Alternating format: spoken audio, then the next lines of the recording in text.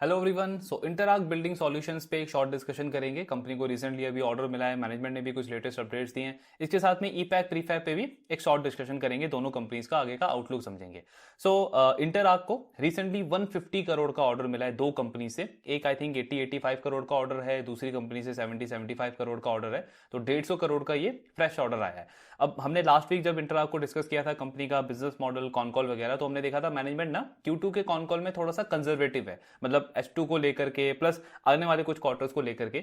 उनका कहना है ग्रोथ डिमांड तो सब कुछ ठीक है, लेकिन हमारा जो करंट ऑर्डर बुक है ना, हम कुछ अगले कुछ मंथ्स के लिए पूरे तरीके से ऑक्यूपाइड है। तो हमारा जो ऑर्डर बुक का ग्रोथ है, हालांकि हमारी नई कैपेसिटी जरूर आ गई है Q2 के अंदर आंध्र प्रदेश में, लेकिन ऑर्डर बुक का ग्रोथ आपको बहुत फास्ट देखने को नहीं मिलेगा। मतलब एक स्टेबल ग्रोथ आपको देखने को मिलेगी हमारे ऑर्डर बुक के अंदर।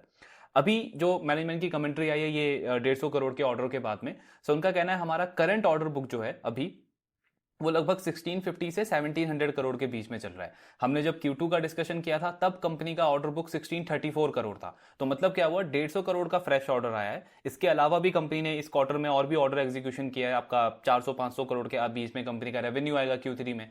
तो उसके बाद भी कंपनी का ऑर्डर बुक जो है वो 1650-1700 करोड़ के बीच में ही है। तो मैनेजमेंट ने क्या बोला कि हमारा अभी करंट टाइम में ना जो ऑर्डर एग्जीक्यूशन का रेट है वो ऑर्डर इनटेक के रेट से काफी ज्यादा फास्ट हो गया। मतलब ऑर्डर एग्जीक्यूशन कंपनी का थोड़ा सा फास्ट हो गया। इसका मतलब इनडायरेक्टली एक उन्होंने हिंट दिया है कि Q3 या ओवरऑल H2 आप देख लो तो उसमें अच्छी ग्रोथ देखने को मिल सकती है। ग्रोथ गाइडेंस तो उन्होंने बहुत कंजर्वेटिव दिया था, पहले तो 17-18% का ग्रोथ गाइडेंस था। फिर Q2 के कॉन कॉल में एक उन्होंने मतलब 20% के आसपास का हिंट दिया, प्लस मैनेजमेंट ने बोला Q3 का जो हमारा रिजल्ट होगा उसके बाद हम थोड़े से ज्यादा कंफर्टेबल होंगे गाइडेंस को रिवाइज करने को लेकर के। तो ये तो हमने पहले भी डिस्कस किया है कि इससे बहुत बेटर नंबर्स कंपनी रिपोर्ट कर सकती है, क्योंकि 20% का ग्रोथ गाइडेंस के अकॉर्डिंग भी कंपनी का फुल ईयर का रेवेन्यू लगभग 1850 करोड़ होता है। और कंपनी ने H1 के अंदर 870-880 करोड़ का रेवेन्यू ऑलरेडी रिपोर्ट कर दिया है। H2 जनरली हम देखते हैं इस इंडस्ट्री के लिए काफी अच्छा होता है H1 के कंपैरिजन में। तो मोस्ट लाइकली कंपनी 20% से ज्यादा का ग्रोथ ही रिपोर्ट करेगी, और अब तो ये कमेंट्री भी लगभग उसी डायरेक्शन की तरफ आई है मैनेजमेंट की। प्लस एक और चीज जो हमने पहले भी डिस्कस करी है कि पूरा ये जो पीईवी स्पेस आप देखोगे ना, इंटरआर्क थोड़ा सा ज्यादा बेटर प्लेयर लगता है बाकी प्लेयर्स के कंपैरिजन में। मेन रीजन है उसका कि ये कॉन्सेंट्रेटेड पीईवी प्लेयर है, मतलब 100% जो इस कंपनी का रेवेन्यू है वो पीईवी बिजनेस से आता है। अनलाइक जो बाकी प्लेयर्स आप देखोगे पेनार वगैरह और जो कंपनीज है वो थोड़े से डाइवर्सिफाइड प्लेयर है। ईपैक प्रीफैब को भी आप इसमें ऐड कर सकते हो, बिकॉज उस कंपनी का भी लगभग 15% रेवेन्यू तो वो पैकेजिंग बिजनेस से आता है। एंड बाकी का जो उनका प्रीफैब का बिजनेस है उसमें कंपनी काफी सारे मतलब कंपोनेंट्स पार्ट्स वगैरह सप्लाई करती है, मतलब एज अ टीयर 2 सप्लायर वो एक्ट करते हैं कुछ कुछ बिजनेस के अंदर।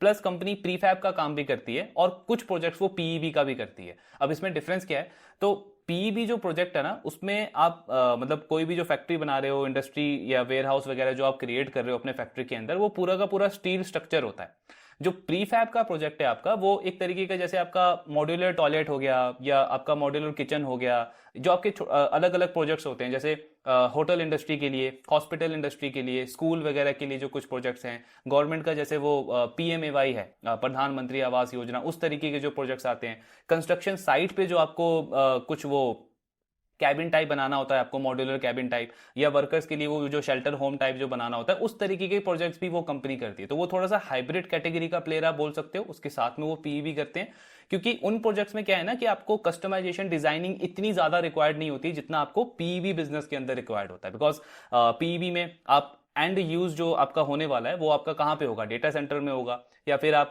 ईवी के लिए आपका प्रोजेक्ट है, या फिर आपका सोलर इंडस्ट्री के लिए प्रोजेक्ट है, सेमीकंडक्टर इंडस्ट्री के लिए प्रोजेक्ट है। तो वहां पे ये सारे जो आप प्रोजेक्ट बना रहे हो उसमें आपकी डिजाइनिंग इंजीनियरिंग स्किल बहुत ज्यादा रिक्वायर्ड होती है, क्योंकि I mean within industry ही एक जो फैक्ट्री है वो दूसरे फैक्ट्री से बहुत अलग होती है। वहां पे मतलब आपका जो इक्विपमेंट का जो वेट है या फिर जो मशीन वगैरह वहां पे यूज होगी, आजकल की जो ये न्यू मॉडर्न एज जो इंडस्ट्रीज हैं इनमें अगर आप देखोगे तो ऑटोमेशन, रोबोटिक्स, ये सब बहुत ज्यादा यूज होता है। तो आपको स्टील स्ट्रक्चर उस तरीके से डिजाइन करना पड़ता है कि वो सारा इतना लोड जो है वो बेयर कर पड़े, मतलब बेयर कर पाए। और इनकी जो मतलब इनका ड्यूरेशन भी आप देखोगे तो 10 ईयर, 20 ईयर, 25 ईयर्स के माइंडसेट से ये कंपनीज बड़ा बड़ा प्रोजेक्ट बनाती है। तो आपको लॉन्जेविटी के ऊपर सोचना पड़ता है, मतलब डिजाइनिंग इंजीनियरिंग स्किल यहाँ पे काफी ज्यादा रिक्वायर्ड होती है।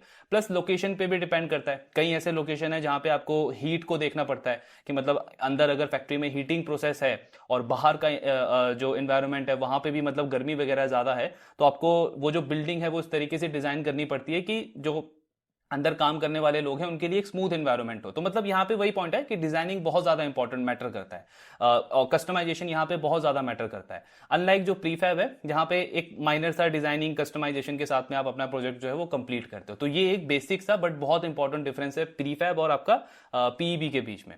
तो ये इसी वजह से जैसे इंटरआर्क के मैनेजमेंट ने लास्ट कॉन कॉल में भी बोला कि ये जो आप मतलब जो हाई ग्रोइंग सेक्टर आप देखते हो ना, सोलर हो गया, रिन्यूएबल हो गया, आपका ये डेटा सेंटर टाइप जो ऐसे प्रोजेक्ट्स हैं जिनमें ग्रोथ पोटेंशियल काफी अच्छा है, इसमें नए प्लेयर को इतनी इजीली ऑर्डर नहीं मिलता, इसमें एंट्री बैरियर बहुत हाई है।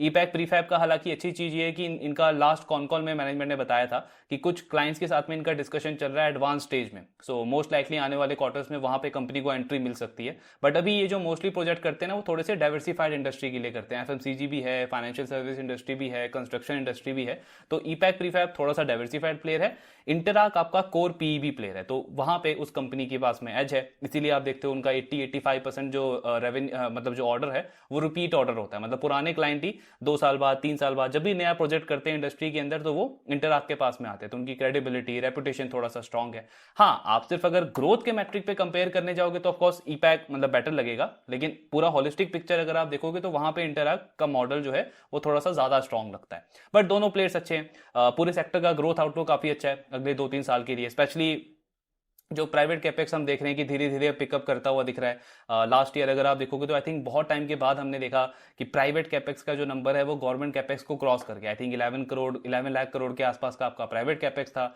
10 लाख करोड़ के आसपास गवर्नमेंट कैपेक्स था। तो ये एक अच्छा साइन है। और ये सारी जो इंडस्ट्रीज हैं कोर इंडस्ट्रीज, इनमें तो अगले 2-3 साल का बहुत एग्रेसिव कैपेसिटी एक्सपेंशन एक्सपेक्टेड है। तो 3-4 साल के पॉइंट ऑफ व्यू से इंडस्ट्री सेक्टर अच्छा लगता है। उसमें आपके ये दोनों जो प्लेयर्स हैं ये लीडिंग प्लेयर हैं। ईपैक प्रीफैब की मैनेजमेंट ने भी अभी कुछ टाइम पहले अपने गाइडेंस को इंक्रीज किया है। सो वही 34-35% का ग्रोथ ही सॉरी इंक्रीज बोल रहा हूं मैं, गाइडेंस को इन्होंने मेंटेन करा है, मतलब वही 34-35% का ग्रोथ ये टारगेट कर रहे हैं। सो अराउंड 1540 करोड़ के आसपास का रेवेन्यू बनता है आपका फुल ईयर FY26 का। सो ये नया अपडेट था, लेटेस्ट अपडेट था इन दोनों कंपनीज के ऊपर। बाकी ऑफकोर्स ट्रैकिंग कंटिन्यू रखेंगे।